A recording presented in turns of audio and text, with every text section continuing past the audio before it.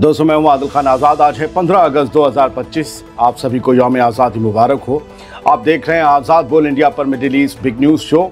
इस शो में आज आपको दिखाएंगे गज़ा, बैतुल मुक़द्दस, वेस्ट बैंक, ईरान, लेबनान और मशरिक़ वस्ता यानी कि मिडिल ईस्ट की कुछ बड़ी खबरें। तो चलिए करते हैं शुरुआत इस शो। सबसे पहले जान लीजिए कि गज़ा पर बयान बहादुर डोनाल्ड ट्रंप का नया बयान जो सामने आया है उसमें क्या कहा गया है। अमेरिका के सदर डोनाल्ड ट्रंप ने ऐलान किया है कि वो चाहते हैं कि सहाफ़ी यानी कि पत्रकार, जर्नलिस्ट गज़ा में दाखिल हों ताकि अपनी आंखों से देख सकें कि वहाँ इंसानी मदद कैसे पहुँच रही है। अच्छा, और आपके दिए बमों से इसराइल ने वहाँ कैसी हैवानियत की इंतहा तक तबाही मचाई है, क्या उसे भी कैमरे में कैद करने की इजाज़त उन सहाफ़ियों को होगी? और वो जो गज़ा के सहाफ़ी रोज़ मारे जा रहे हैं, क्या उनको रोकने के लिए भी आप कोई कदम उठाएंगे?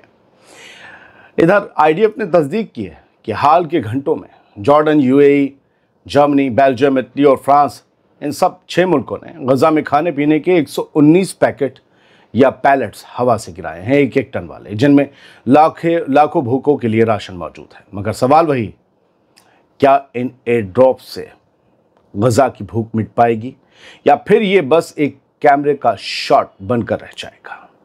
143 टन खाना कितना होता है 20 लाख की आबादी में? पता नहीं। बढ़ते आगे।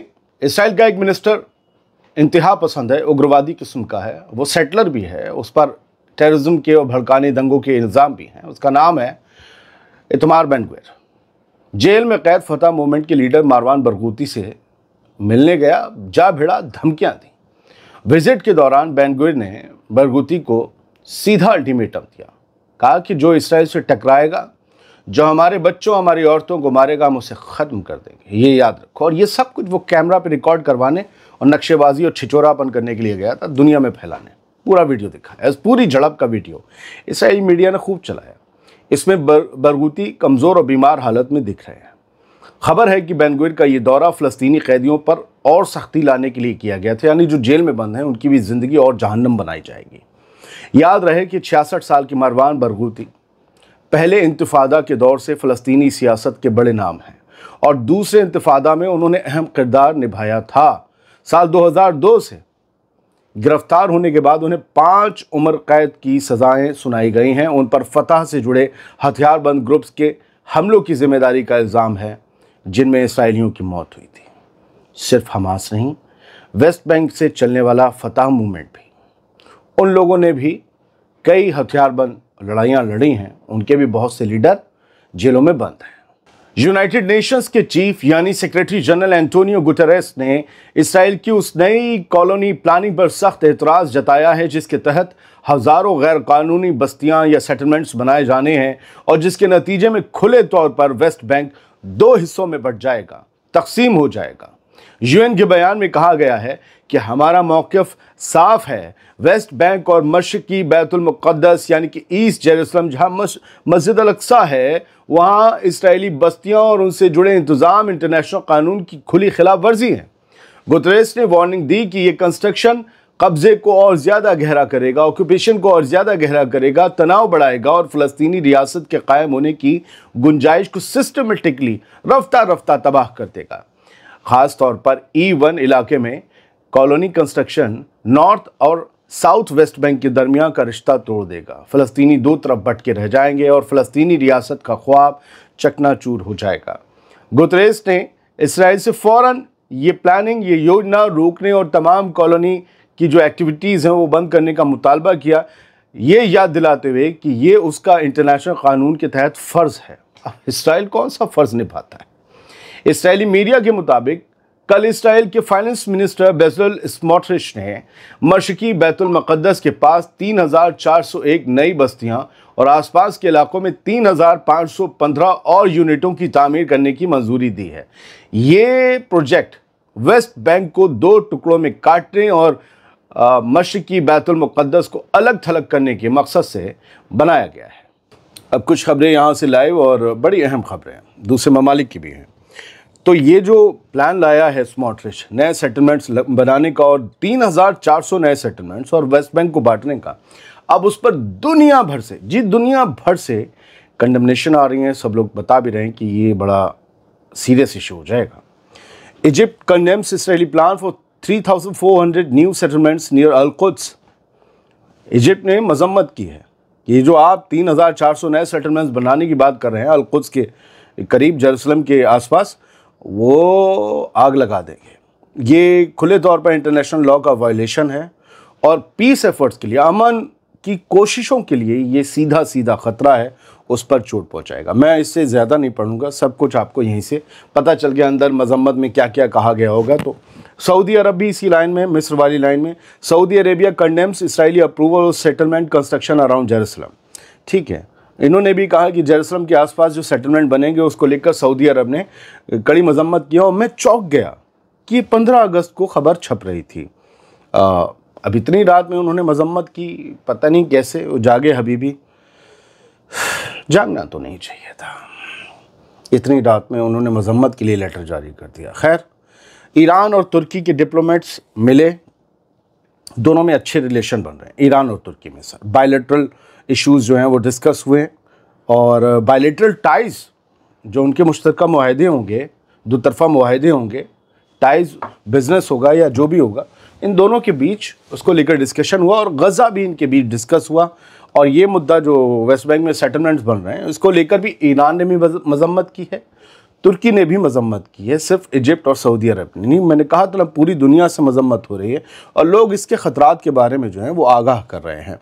तो फिलहाल इन लोगों के बीच bilateral relations, regional issues, Islamic world, stressing the importance of expanding cooperation between Iran and Turkey, इन सब को लेकर बातें हुई हैं। गज़ा भी इनके उसमें काफ़ी ज़्यादा फोकस में था।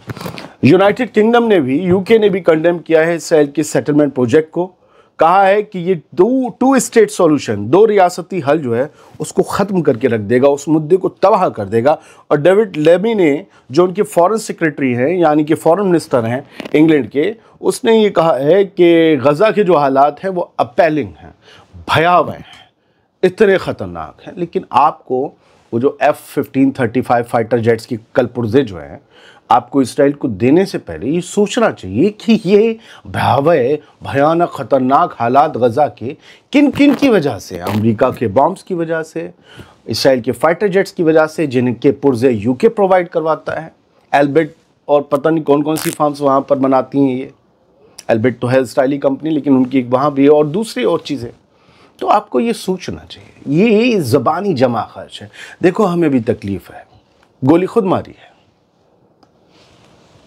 यूरोपीय यूनियन ने रिक्वेस्ट की है टू स्टॉप सेटलमेंट पॉलिसी, कि सेटलमेंट पॉलिसी को बंद कीजिए, और वार्निंग दी है कि ये जो स्मोट्रिच ऐलान कर रहा है, ये कट्टरपंथी, ये उग्रवादी मिनिस्टर इसराइल का, ये जो ऐलान कर रहा है, हाँ, इन्हें ऐसे लिखा जाता है। दुनिया में कई ममालिक में इन्हें बैन किया गया है, इनके ऊपर केस चलाने की बात की गई, क्योंकि ये पूरे फ़लस्तीनी नस्ल को मारने, उन पर न्यूक्लियर बम गिराने की बातें करते हैं, स्मोट्रिच और इतमार Ben-Gvir.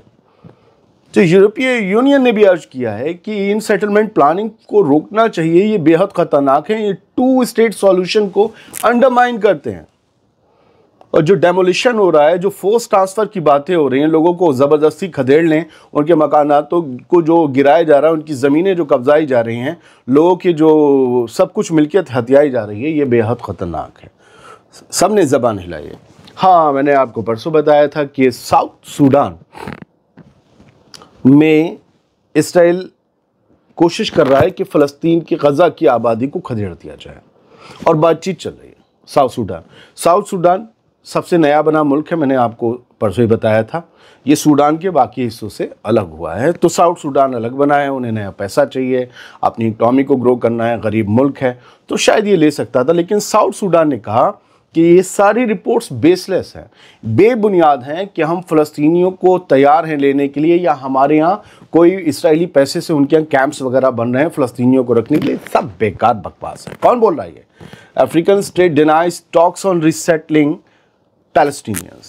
South Sudan says the reports are baseless, बेबुनियाद है, कोई नहीं ले रहा उन्हें। ये मैं आपको स्क्रीनशॉट दिखा रहा हूँ, आपको हल्का सा आग का गोला दिख रहा होगा, ये क्या है? ये है वेस्ट बैंक। आज गज़ा से ज़्यादा वेस्ट बैंक की खबरें हैं। ये है वेस्ट बैंक। गज़ा में तो दर्जनों लोग फिर शहीद हुए हैं कल से आज तक, सुबह से भी।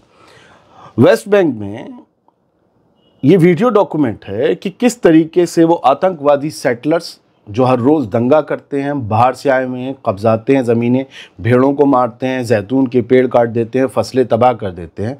उन्होंने कल रात भी कारें जला दी, फ़लस्तीनियों की प्रॉपर्टीज़ को जला दिया, और ये सब कुछ अल मज़रा आश शर्किया इलाका है रामल्ला में, नॉर्थ रामल्ला में आता है, जो वेस्ट बैंक की फ़िलहाल मौजूदा वक्त में कैपिटल कहलाती है रामल्ला।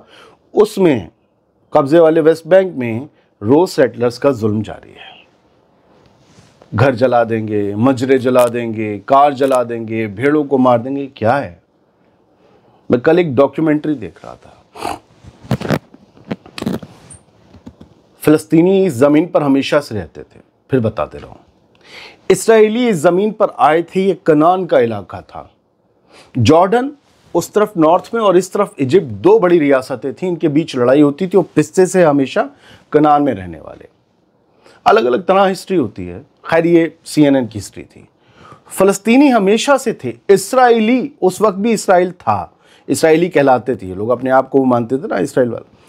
तो ये लोग आए थे और CNN की वो डॉक्यूमेंट्री कह रही कि ये यहाँ के कभी थे ही नहीं इसराइली, ये कभी यहाँ के नहीं थे। इन्होंने कब्जा किया था। इनका पहला राजा बनाया गया था सॉल। 12 कबीले थे इन इसराइली यहूदियों के, आपस में लड़ते रहते थे, तो उसे रोकने के लिए सॉल बनाया गया था पहला राजा। फिर उसके बाद डेविड आए, और डेविड की अलग कहानी थी जो मैं नहीं कहना चाहता अभी। तो इनकी कोई ज़मीन नहीं है। जो लोग सोचते इनकी ज़मीन है, नहीं, ये फ़लस्तीनियों की ज़मीन थी। लेकिन फ़लस्तीनी तब मुसलमान नहीं थे। DNA में अगर निकाला जाए, उस रिपोर्ट में था, तो ये लोग असली वंशज यही निकलेंगे फ़लस्तीनी।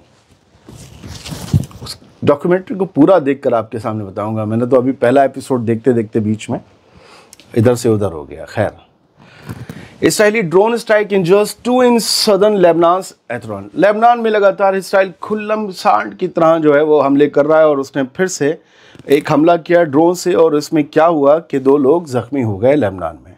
अच्छा, लारिजानी, अली लारिजानी, जो आपको पता है ईरान की सुप्रीम नेशनल सिक्योरिटी काउंसिल के सेक्रेटरी हैं। सेक्रेटरी का मतलब ये ना समझें वो किसी के सेक्रेटरी। सेक्रेटरी अपने आप में बड़ी पोस्ट है, जैसे UN का चीफ कहलाता है सेक्रेटरी जनरल। तो ये भाई मतलब यूँ समझें, मैंने कल भी कहा था, खामनेई साहब के नुमाइंदे समझें, यूँ समझें कि उनका ही मुँह है जो लेबनान गया था। अब वो हिजबुल्लाह के हथियार छीनने वाला मसला था, उस पर बात हुई। खैर, इनका इंटरव्यू हुआ हिजबुल्लाह के असर वाले अल मायदीन मीडिया ग्रुप में। तो इन्होंने यही कहा कि रेजिस्टेंस के साथ हम मजबूती से खड़े हैं, रीजनल डायलॉग जारी रहेंगे, लेबनान के साथ हमारी पुराने रिश्ते हैं, और हम किसी भी सूरत में रेजिस्टेंस का साथ तो नहीं छोड़ सकते, और हम सेक्ट की बुनियाद पर, फ़िरक़ों की बुनियाद पर रेजिस्टेंस का साथ नहीं देते हैं, क्योंकि हमास सुन्नियों का धड़ा है, हम फिर भी उनका साथ देते हैं, उनकी बात करते हैं। हिजबुल्लाह शियाओं का धड़ा है और हम फिर भी उनका साथ देते हैं। हम इस तरह से नहीं देखते हैं कि वो क्या है, हम बस ये देखते हैं क्या वो अपनी ज़मीन के लिए लड़ रहे हैं, और हम उनका साथ देते हैं। ये अली लारिजानी ने कहा है। तो पूरा बहुत लंबा इंटरव्यू, जाहिर सी बात है, आप जानते हैं 1.5 घंटे के इंटरव्यू में कितनी बातें होती हैं। ईरान ने कहा है कि E3 को कोई राइट, कोई हक नहीं है कि वो स्नैपबैक मैकेनिज्म लाकर ईरान पर फिर से सैंक्शंस लगाए। E3 जर्मनी, फ्रांस, ब्रिटेन, क्योंकि ये लोग कह रहे हैं कि अगर न्यूक्लियर डील ईरान की पक्की नहीं होती है, तो फिर हम जो वो सैंक्शंस पहले थे वो हम उसका स्नैपबैक करेंगे, उसे वापस लाएंगे। तो ईरान इस पर बचाया, वो कह रहा है कि तुम्हारा कोई हक ही नहीं है कि तुम स्नैपबैक हम पर करो, लिहाजा इस तरह की धमकियां हमें देना बंद कर दो। एक और मुल्क है अफ्रीकन, नाइजीरिया। हम गज़ा, फ़लस्तीन इसमें अटके रहते हैं, ईरान, यमन, सूडान के बाहर आइए नाइजीरिया, वहाँ भी बहुत गुर्बत है, वहाँ खाना नहीं बचा है। US ने अमेरिका की फंडिंग से वहाँ लोगों का खाना पीना बहुत से लाखों लोगों का चल रहा था, वो फंडिंग कट हो गई और लोग भूखे हो गए। वर्ल्ड फूड प्रोग्राम ने कहा है कि अब खाने का पूरा जो इंतज़ाम था वो थम गया है, लोग भूखे हैं, बहुत भूखे हैं। बहुत बहुत शुक्रिया। सलामत रहिए, खुश रहिए।